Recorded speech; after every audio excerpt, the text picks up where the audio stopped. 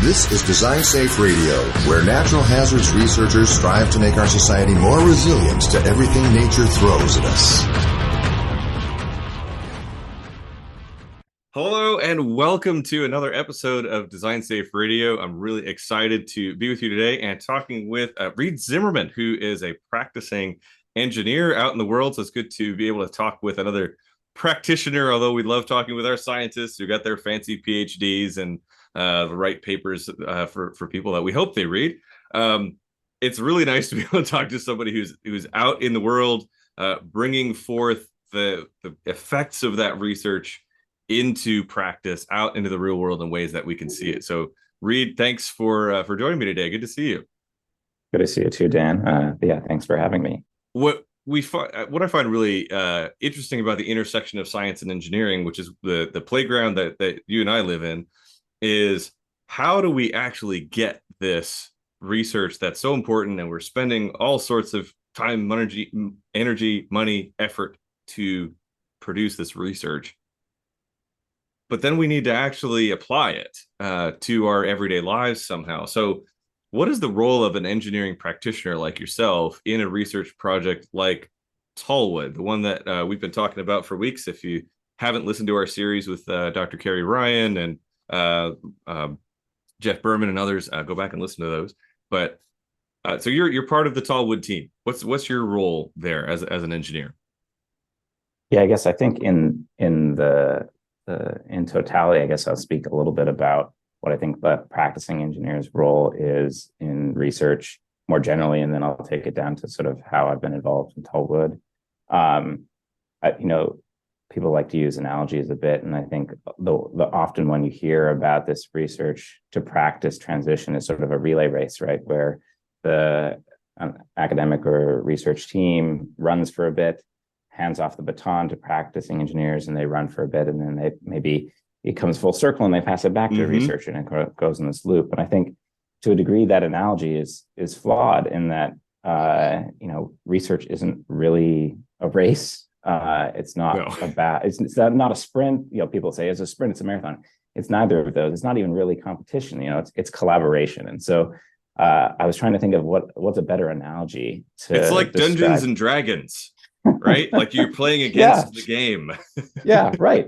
And so that gives a little bit about your proclivities and mine. You can't see below, thankfully, below my head very well. But for me, it's all about food. So what I thought is, this collaboration between a practicing engineer and researchers is really about it's like making a meal together, right? Yes. And so you can you're creating something that's it's useful, like it feeds you, but it also creates something completely new. And you're only really doing it when you're doing it together. You're creating something that's more than some of its parts. And I'd like to think of it as working together, working at the same time produces better results. Food's also a way that brings people together, and I think research can be that too. And it just kind of has to have, as with everything, the right people and sort of the right mindset. And I think, the term I like to use where I like to get involved is what I call applied research, right? So I think there's a purpose and a place for sort of direct fundamental research. And not to say anything bad about that, but it's just not something that I can feel like I can contribute as well to.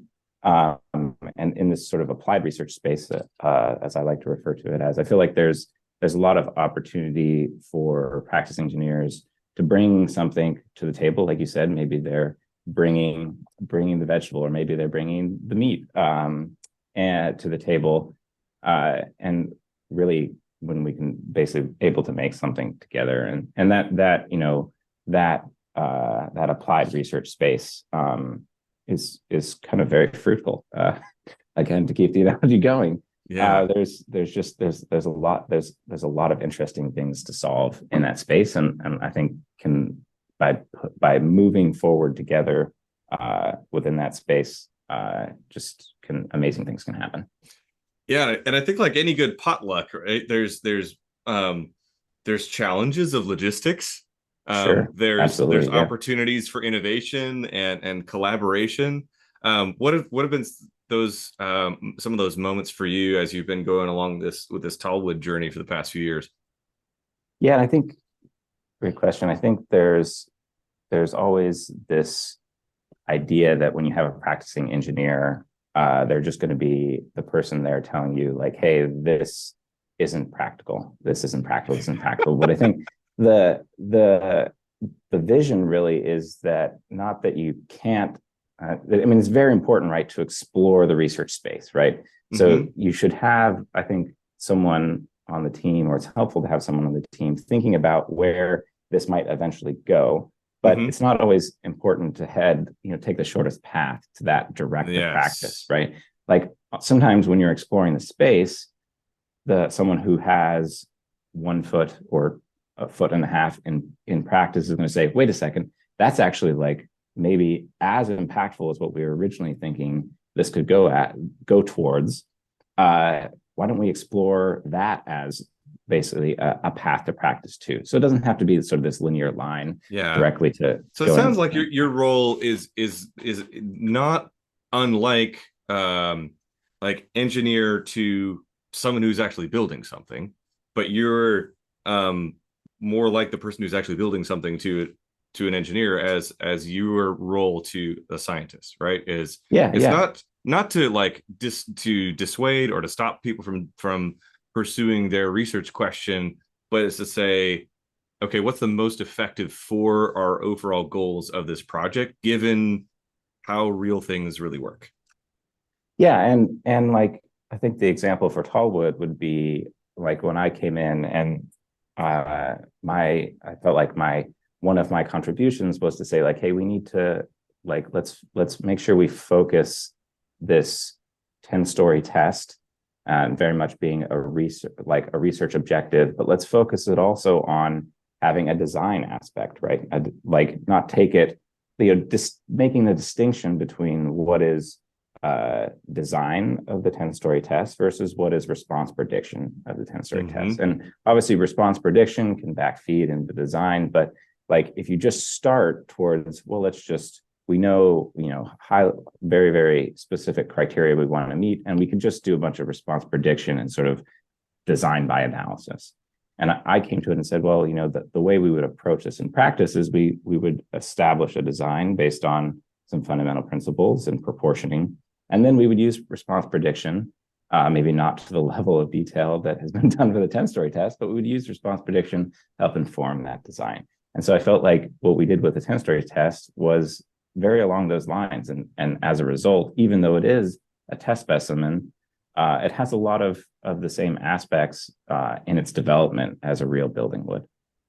Yeah, and then you get to answer questions like, well, how would someone go about constructing and managing a construction project like this for a real building? Thank you so much for listening to this episode of Design Safe Radio. We really appreciate it. Smash that like button if you're watching this on YouTube. Hit that little subscribe button. That really helps us out and bring this message to more people who are interested in hearing about how our engineers and scientists are making our society more resilient to everything nature throws at us. A big thank you to our sponsors at the National Science Foundation. Our award number is 212-9782. And a big thank you to our program officer, Joy Kowski, who is excellent. And our team at the National Science Foundation's Network Coordination Office for NHERI. Marty LaChance is our question writer and copy editor extraordinaire. Raquel Ruiz manages all things technical and editorial. And Morgan Glass is our social media coordinator. Big thank you to everybody at the NHERI NCO and all of our experimental facilities. Thank you and have a great day.